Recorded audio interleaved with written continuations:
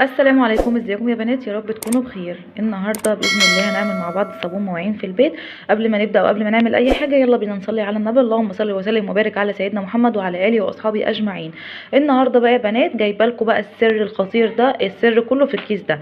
هنعمل ايه بقى يا بنات؟ هنعمل النهارده 8 لتر صابون مواعين، وعايزه اقول لكم يا جماعه ال 8 لتر دول بيتضاعفوا، لان انت الصابون ده لما بتعمليه وبيقعد بيتقل. كمان كل ما بتيجي تستخدميه بتحطي ميه بتخففي الصابون، فهتلاقيه بيعمل معاكي كميه اكبر. عايزه اقول لكم يا جماعه انا ما بستخدمش غير الصابون ده بجد. طيب يا بنات، انا دلوقتي حاليا كده اديلي سنتين بستخدم الصابون ده، ما بستخدمش صابون غيره، ما بشتريش صابون من بره. هو بعمل الكيس ده وبيكفيني، وعلى ما بيبدا يخلص بكون جبت كيس تاني وبعمله. انا حاليا صراحه يا جماعه ما اعرفش هو سعره كام. هو دلوقتي كان ب 25 جنيه. دلوقتي في ظل الزياده اللي احنا فيها ممكن تلاقيه مثلا ب 30 35.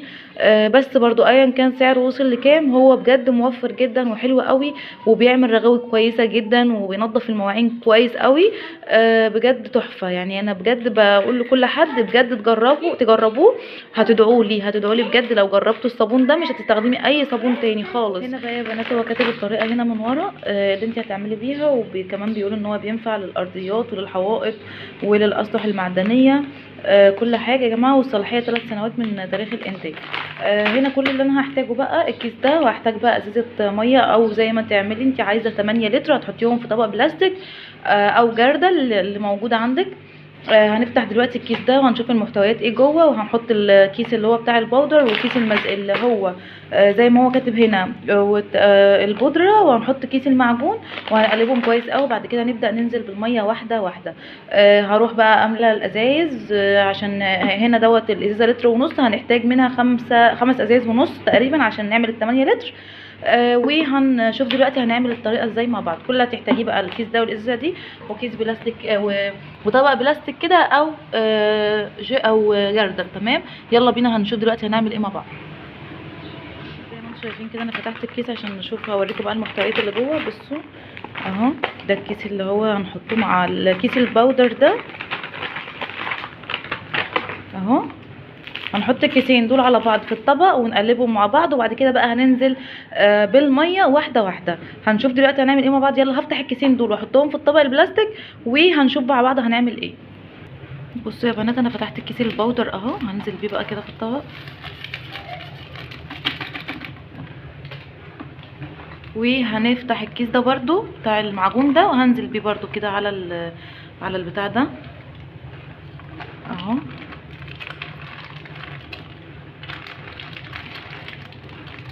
بالطريقه دي كده.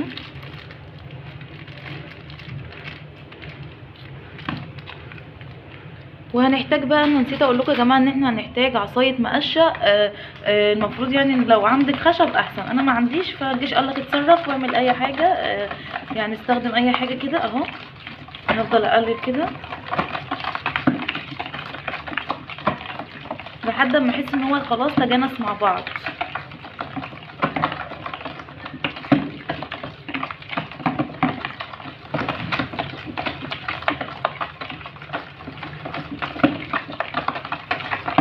اهو يا جماعه بالمنظر ده كده. تفضلي بقى ايه في المعجون ده تشقلبي فيه شمال ويمين ويمين وشمال ويمين ويمين وشمال وفوق وتحت وتحت لفوق، لحد اما ايه تحسي ان هو خلاص تجانس كده مع بعض. هنبدا بقى ننزل بالميه واحده واحده اهو. بصوا اهو، هننزل بقى كده بالميه، هنقلب دول ونرجع نحط ميه تاني.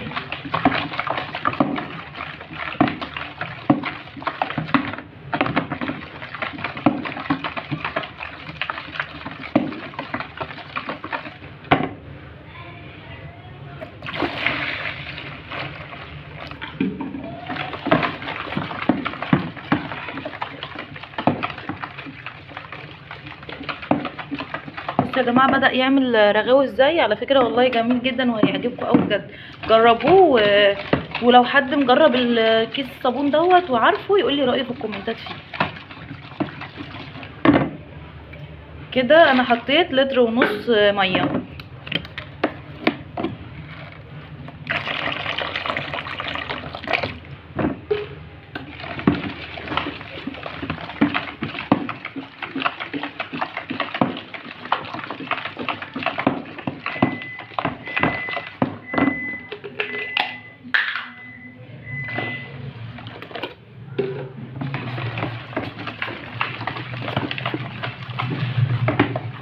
طبعا اوعى تيأسي. معلش يا جماعه الاصوات اللي انتوا سامعينها دي، بس الشارع بقى انا هعمل ايه. بصوا يا جماعه، هتفضلي تقلبي كده ونفضل نديله كده تقليب، ونحط في ميه. هنحط 8 لتر واحنا بنقلب كده. كده انا حطيت 3 لتر، محتاجه كمان ازازتين ميه ونص. لا، ازازتين ميه ونص، 3 ازاز ونص عشان اكمل ال 8 لتر. كده انا حطيت 3 لتر بس.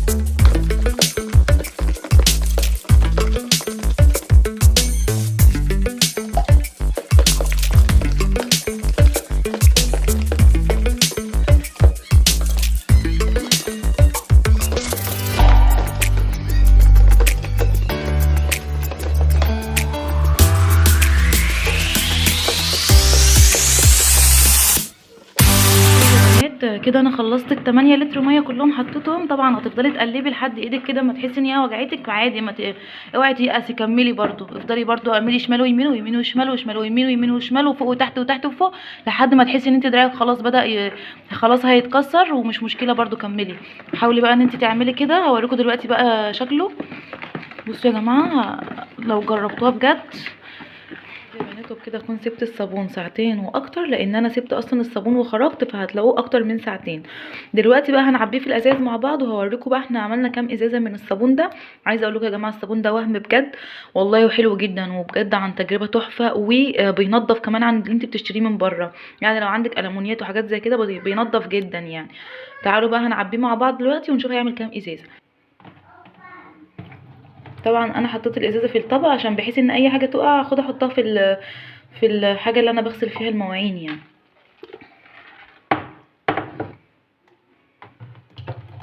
اهو كده في حاجات وقعت اهو، هنستغلها ان انا هحطها عادي في اللي انا بغسل بيه المواعين.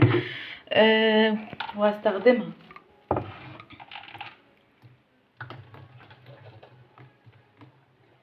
هكمل الازازه وهرجع لكم تاني يا بنات. وبكده يكون ملى الازازه دي كبيره وملى الازازه دي كلها كمان. زي ما انتم شايفين كده تقريبا دي 5 لتر، وتقريبا دي مش عارفه كام لتر. يا جماعه اللي عارف الازاز دي كام لتر هيعرف هو ملى قد ايه. بجد تحفه تحفه، جربوه. وطبعا في هنا كده في القعر بتاع الطبق كده، انا طبعا ده هاخده واحطه في اللي انا بغسل العلبه اللي انا بغسل فيها المواعين اصلا، هينفعني. وكمان في هنا كمان شويه برضو ازازه صغيره، او هحطهم في العلبه بتاعه المواعين وهستخدمه في غسيل المواعين. بصوا يا جماعه والله عمل كميه كبيره جدا. حقيقي لو جربتوها هيتنبهروا بالنتيجه. وبكده نكون وصلنا لاخر الفيديو. ما تنسوش بقى تدعموني بلايك وشير وسبسكرايب، وكمان ما تنسوش لو جربتوه او حد اصلا بيستخدمه يكتب لي رايه في الكومنتات تحت، واستنوني في فيديوهات تانية كتير ووصفات تانية اكتر. باي باي.